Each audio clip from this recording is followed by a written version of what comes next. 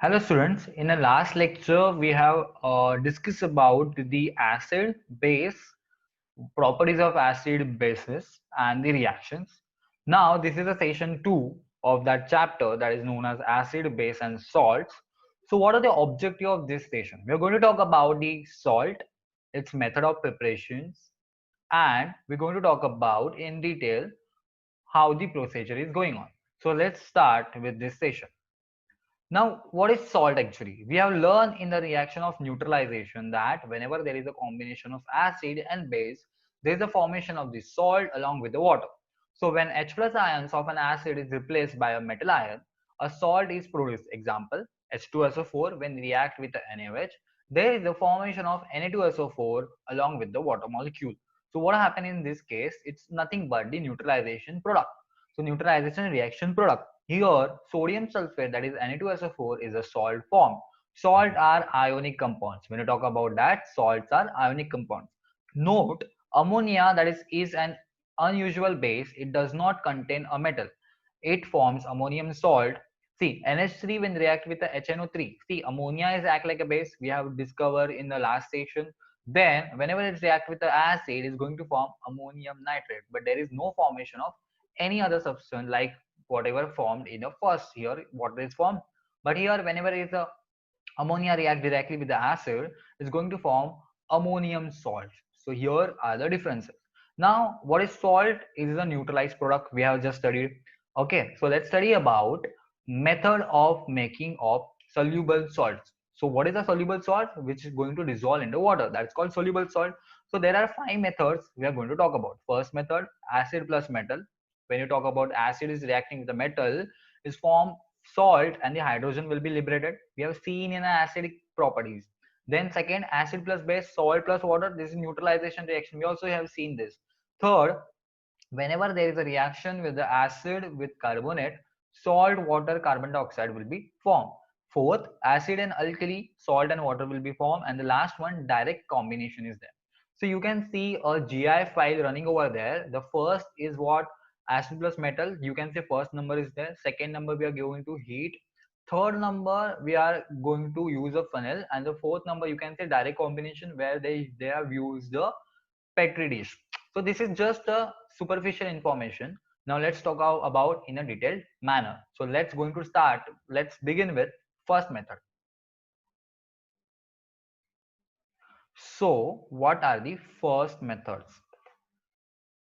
As we move further, we're going to talk about the first method. See, students, have a look on this 5 method, and after this fifth 5 methods, what are we going to talk about? We're going to talk each and everything in a detailed manner. Okay, the first method here is method number 1, acid plus metal. It is not suitable for making salt of metal above the magnesium or below the iron. So there is a limitation of the method 1.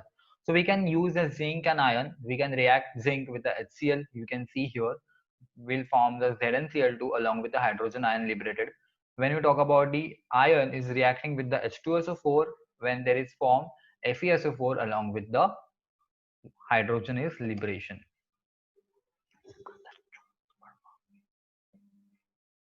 Hello.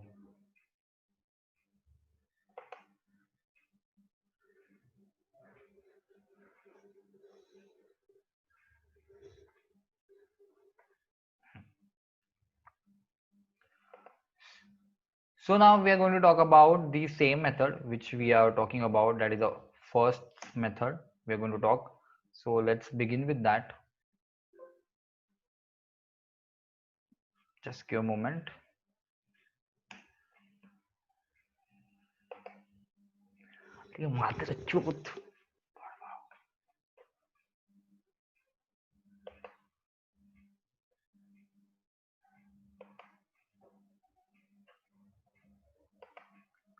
So this is the second method we are going to talk about right now. So what is the second method? Useful for making salts of less reactive metals. In the method 2, we're going to talk about the acid plus bases.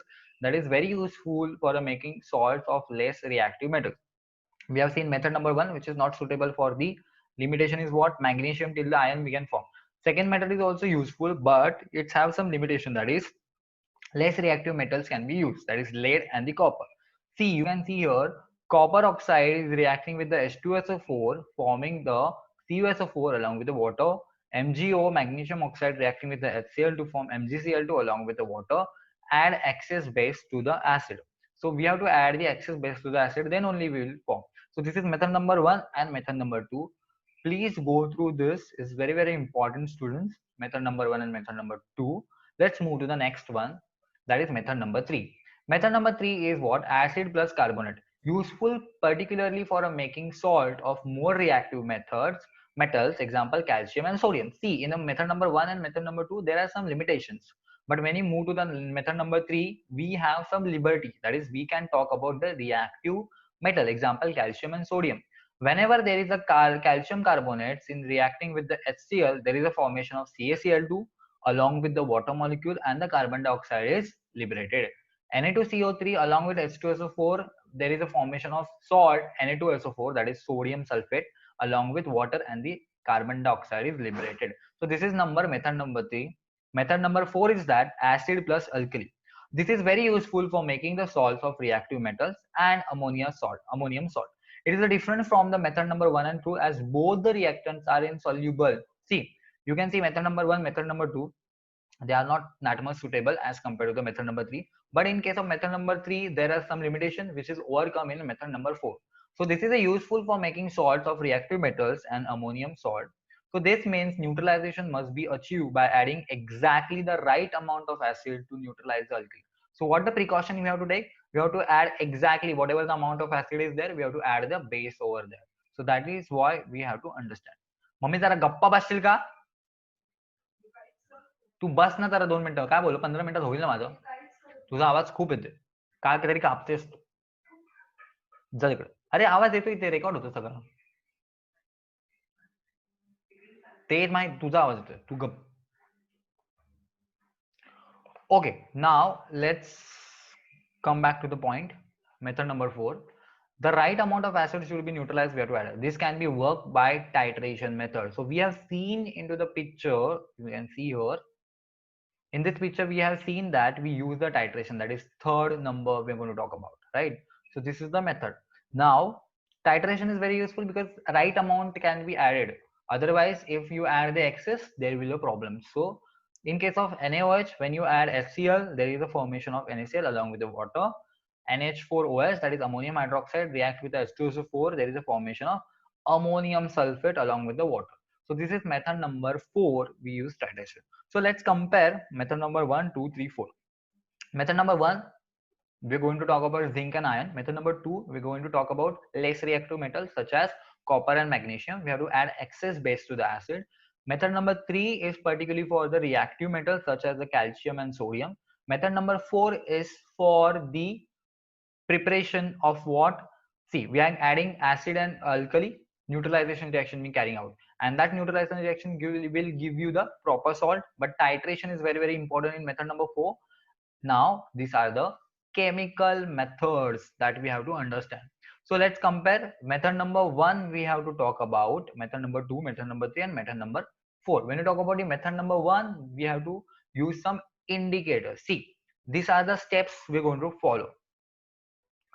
Okay, now let's talk about the steps. In the first step, you have to add the indicator. Then you have to add the amount from the titrated, or we can say burette. Then titration can be occur. And whenever there is a color change, that means it reached to its saturity level, and the salt can be formed by using the heating method. You can see here 4 number by heating on the petri dish, and the 5th number, that is we are getting salt at the end. So these are the 5 steps we have to follow. Okay, this is very important. Now making, see, we have learned about the making. See, I will go back to the slides and will let you know what is this method. We learn about the methods of making soluble salts. Okay, salt which is soluble, we have done with the 5 property: acid plus metal, that is salt plus hydrogen; second, acid plus base; third, acid plus carbonate; fourth, acid plus alkali, that is neutralization; and the fourth, direct combination we have done. Now we are going to talk about the insoluble salt. So what are the insoluble salt? This involves mixing of the solution of the two soluble salts. See, insoluble salt, which is we are going to talk about, They are nothing but the incorporation of the soluble salt that between them contains the ions that make up the insoluble salt. It is made by two methods, precipitation and the direct combination. In case of precipitation, we know precipitate products are formed. Okay, so BaCl2, that is barium chloride, when react with MgSO4. See, what is the difference here? Two different salts are used. Their salts are combined and the replacement is occur. Ba earlier combined with the chlorine, so that is BaCl2. But whenever it come contact with MgSO4, the SO4 group is replaced, went to the Ba, and from BaSO4, barium sulfide and the magnesium chloride. So we are getting this precipitation reaction. And direct combination, when ion react with a sulfur, iron sulfate is formed. So these are the things we are considering. So in a making insoluble salt, we follow two methods. That is first precipitation and second is a direct combination method. Now precipitation reaction. See, you can see precipitation reaction. What is the interpretation of precipitation? When you add something, there is a yellow coloration is occurring in this beaker. That means precipitation means whatever the product is formed is going to settle down at the bottom of the container or beaker or test tube. That is called precipitation. At precipitation, see, here is a beaker, yellow color product is formed. Here is a white color product is formed. It's going downward towards the bottom because it's quite heavy as compared to the solution. From the solution, it get dissociate, or we can say it gets separated and form its own identity, and now it's separated. So this is the precipitation reaction. First, a salt by direct combination. If you add iron with the chlorine, there is a formation of iron chloride. A soluble salt by neutralization of alkali NH4OH, that is ammonium hydroxide, reacting with the H2SO4, it forms ammonium sulfate along with the water molecule. So this is by direct combination, and second by neutralization reaction. So we are making the insoluble salts right now. Okay. Now from third, a soluble salt from the insoluble base. See, first we have seen a salt by direct combination. We just add iron and chlorine. We made the FeCl2. Then in a second method, we use a soluble salt by the neutralization of an alkali, where we add or we carry out the neutralization reaction. In third, we are making a soluble salt from an insoluble base. Copper oxide is there and H2SO4 is there. Salt is what? Insoluble base is what? Copper oxide. We add the acid and we get it copper sulfate along with the water molecule. Then a salt by the double decomposition, that is precipitation, what we have seen in the reaction, precipitation reaction, the same will be occur here. Here nitrate, I mean PbNO3, that is what? Lead nitrate react with H2SO4 will give you nitrate sulfide along with the HNO3, and the precipitation of PbSO4 will be there and it will be separated out from the solution. This is the fourth method. Now fifth method, a soluble salt from a metal. What is that? A soluble salt from the metal. Ferrous, that is iron, is reacting with the H2SO4. It form FeSO4 along with the hydrogen ion, or we can, not a hydrogen ion actually, it form a hydrogen gas and it's liberated.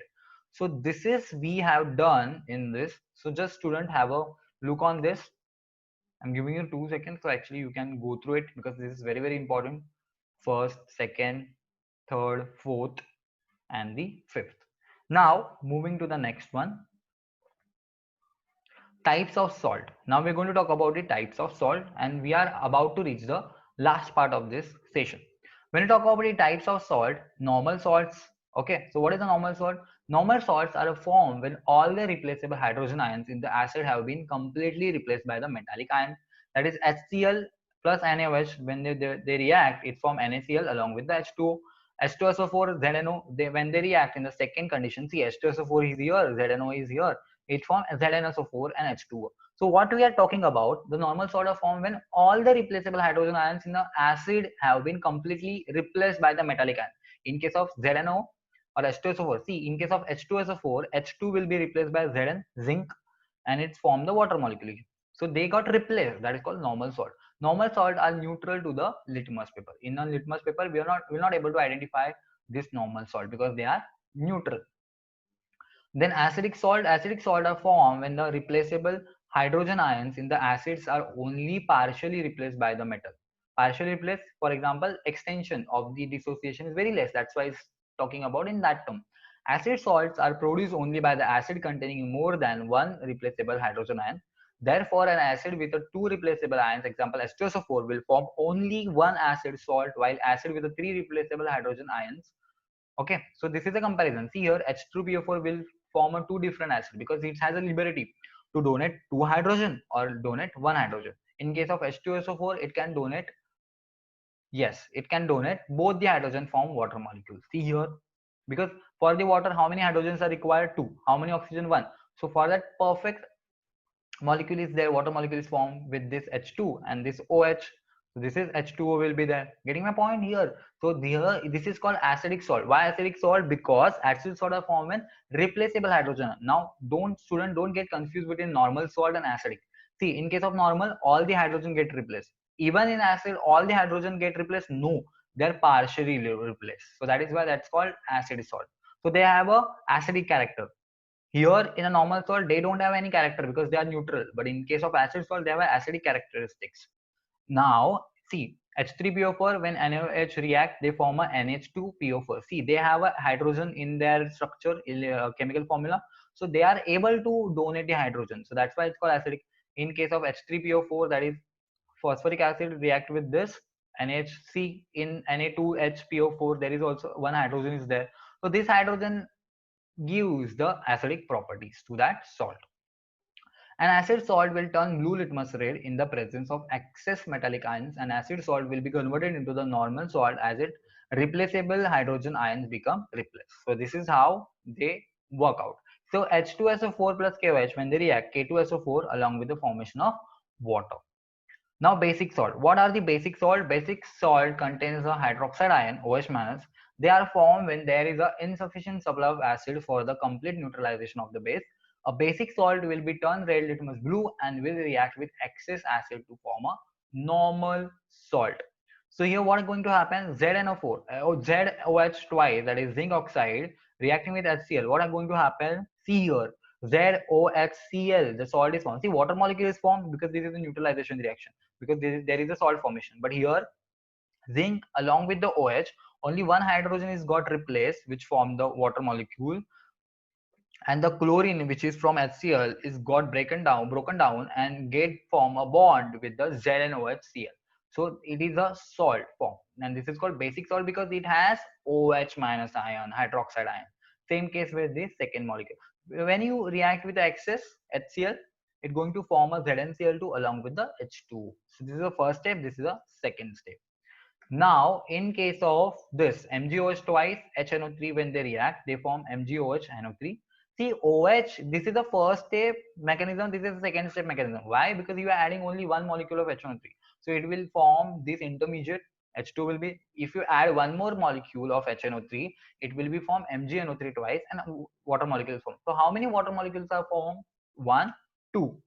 And whatever the last product, MgNO3, magnesium nitrate is formed. What is the intermediate? This is the intermediate. But this is the intermediate salt which act as a basic salt. Getting my point? Okay, let's go further. Hydrated and anhydrated salt. This is the last part.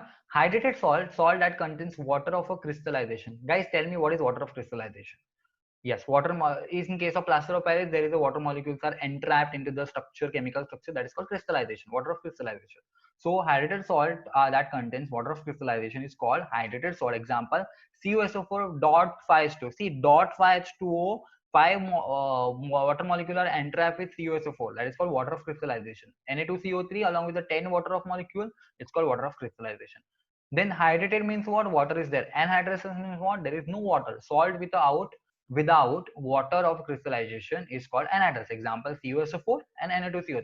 Now, can you simply tell me if there is a hydrated salt, if I heat it, definitely it's going to turn into the anhydrous salt. Correct. So same happen with that. So example of crystalline hydrated are given below here.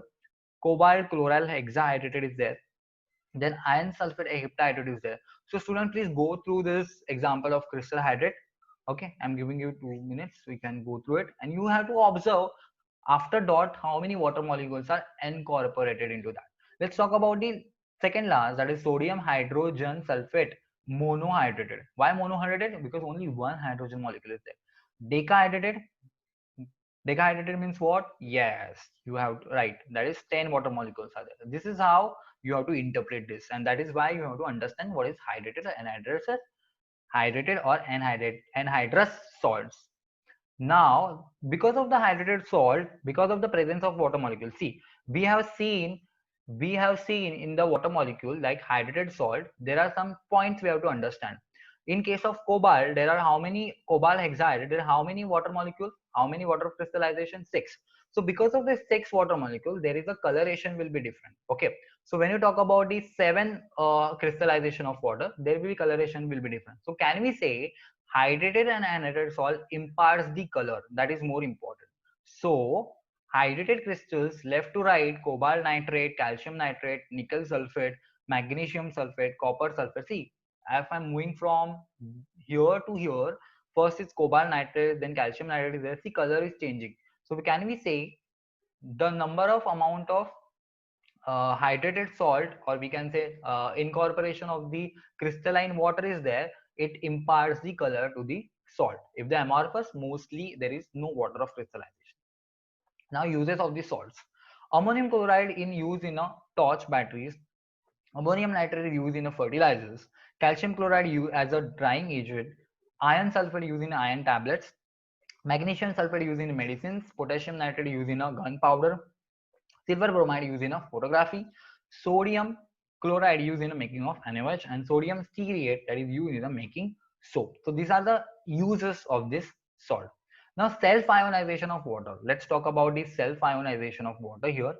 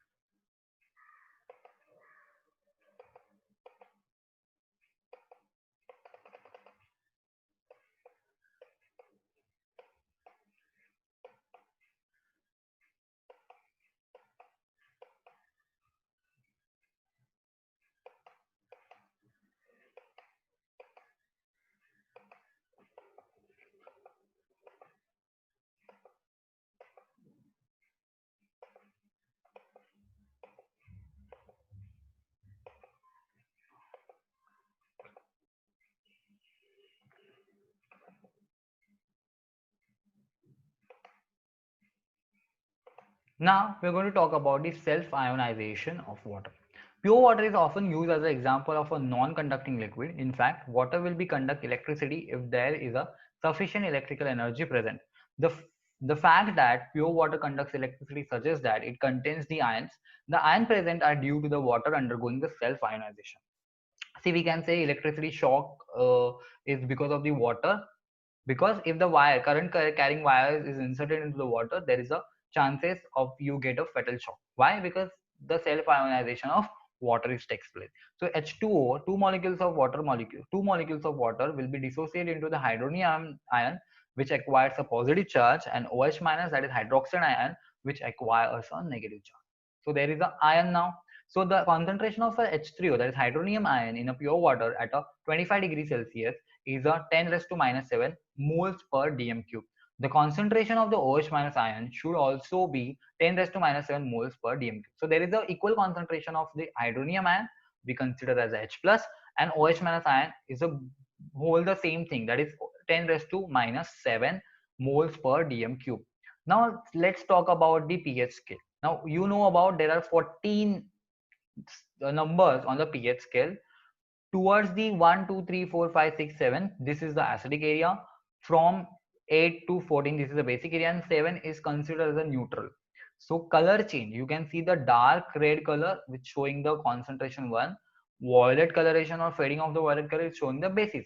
So when you talk about the strength, as we move from the 7 to the this side, that is a 14 number, it's a weak acid, and strong acid towards the 1. But when you talk about the strong basis, when you move from 8 to 14, it will be starting at the 14 number, there is a strong basis are there. So vice versa we have to talk. So this is a pH scale. The pH scale is a measure of the relative acidity or the alkalinity of a solution. It is defined as a negative log of H plus ion concentration. pH is equal to negative log of H plus concentration. Water is a neutral liquid with a pH of 7, that is a green color. You can see a green color, that is a neutral. That is a pH 7. When a substance dissolves in a water, it forms an aqueous solution that may be acidic, neutral, or alkaline. Acidic solution have a pH of less than 7, and the lower the number, the stronger acid is. Neutral solution, see, acidic, neutral, and alkaline solution we are talking about in terms of basic or acidic what? pH. That is more important. In case of neutral solution, these are the quite often solution of the salt which are themselves formed from the neutralizing acids and bases. Alkaline solution have the pH of over the 7, and the higher the pH, the stronger is the alkali. Weak alkalis like ammonia give pH 10 to 11, but strong alkali like sodium hydroxide give pH 13 to 14. So this we have to understand. See, you can simply understand from the looking at the pH scale. That is very, very important. Now let's talk about the a change of the 1 in pH is tenfold increase in the acidic or base. So we can say it's moving from 1 to 2. It's like is only number pH. No, but if there is a change from the 1 to 2, that actually means there is a tenfold of increase in change, because see, this answer is in the definition of the pH. pH is what? Negative log of H plus concentration. So that's why if there is a little change, it actually tenfold changes. If a pH of a 4 is a 10 times more acidic than the pH of 5. A pH of 12 is 100 times more basic than the pH of 10. So this is actually a difference. Okay. So this is not a just number, but this is actually talking about in terms of the concentration of H plus ions. Now, pH range for a few common substances. Students, just have a look on this. When you talk about the gastric content, that is the human stomach, the pH range is 1.6 to 3. Soft drinks having 2 to 4, lemon juice having 2 to 2.4, vinegar has 2.4 to 3.4, beer has 4 to 5, urine, the human urine has the pH of 4.8 to 8.4. In case of human saliva, it's 6.5. It's quite little bit acidic. No, it's quite basic one. Or we can say it is quite neutral because saliva is there. Okay. Blood plasma is very, very important. You have to understand that it is 7.3 to 7.5. That is more important. And milk of magnesia is 10.5. So in case of acidity, we have a milk of magnesia that is reach about 10.5, the acidic condition. Okay. Now, when you move about more acidic and more basics, these are the example of the pH range. Now, indicators. What are the indicators? Indicators are the substances that have different colors in the acidic and the alkali solution. There are 4 types of indicators we have to study about here. Methyl orange, which converts red or which show the red color when there is a pH or about 4, and color in a strong alkaline solution is what? Yellow. Bromoethyl blue is showing yellow color in a strong acidic solution, which pH at which color change is a 7, and which will color change in alkali solution is a blue. Phenolphthalein is a colorless in an acidic solution, but it will be turned red in alkali solution. And it, what is the color? I mean pH change at which pH it will be changed at the 9. Then this is the fourth one, that is the screen methyl orange. Red, it will be show red color in the acidic condition. pH at which it change is a 4, and it show the green color in the alkaline. So whenever there is a, for example, phenolphthalein from colorless to red, colorless to pink, it will be indicating that the alkaline solution is happening. So these are the indicators, and indicators are very, very important in case of giving the identity of the solution. Now you can see number 1 and number 2, that is A and B, color changes is occurring, and there is a pH scale is mentioned over here. So this is actually color change, and this color change actually give the idea about the pH. Now this is a pH graph. We're going to talk about in a superficial manner right now. So when you add the acid, this is the red color graph is going, or line is going, curve is going. But when you add the base, this blue color line is going. So at the middle part, that is the pH 7, where the neutralized product is formed. Okay. So this actually the meeting point of the red line and blue line on the graph, it's actually showing the neutralized product. And this is the process actually following the titration method. Now, ionic equation. This is the last part of this session we're going to talk about. In many reactions, only certain ions change their chemical state, but other ions remain in exactly the same original physical and the chemical state. The ions that do not change are called spectre ions. The ions equations represent the actual chemical change and omits the spectre ions. So we are not going to talk about spectre ions when we are considering the ionic equilibrium. Now, how to write the net ionic equation? First, write a balance of molecular equation rewrite the equation showing the ions that forms a solution when each soluble electron dissociate into its component. So student, we have to understand that when you write the thing equation, you have to indicate the it dissociates into the component ions. Only dissolved strong electrolytes are written in the ionic form. So what is the more important point? Only dissolved strong electrolyte. Now, fourth point that we have to consider is that identify the occurrence both sides of equation right of symbol. This is very important. So we are omitting what? Spectra ions. What is the spectra ions? The ions that do not change are called as spectra ions. So our ionic equation will be devoid or of lack of the spectra ions. Now scheme for the ionic equation. If see, let's start with this. Write in ionic form. Example: H plus Cl. That is, HCl is added, then it will form H plus and Cl because HCl is commonly completely ionized. Example. So that is, if you talk about in this case, okay. So if it is suitable in a water, is it soluble in a water? If it is soluble in water, first question you have to ask, it is soluble in water or not. If it is soluble in water, it is mostly either ionized or dissociate in H2. If it is going to dissociate, yes, it can be ionic form you can write. If it is not going to dissociate, that simply means they are weak acids. So write as a full formula. Example here, acetic acid is there. If it is not soluble in a water, write as a full form. That means PbSO4, lead sulfate is there. So this is a schematic diagram, or we can say scheme for ionic equation. So students, just have a look on this. It will be helpful to you. Now we almost finishes out this whole session, or we have completed the chapter name as acid, base, and the salt. So what we have learned in this session, just have a look on this. So now in this whole session, we talk about the salt. When we talk about the types of salts, then we talk about the method of preparation, then we talk about the properties. So this much we have covered in the whole session. So thank you for paying attention.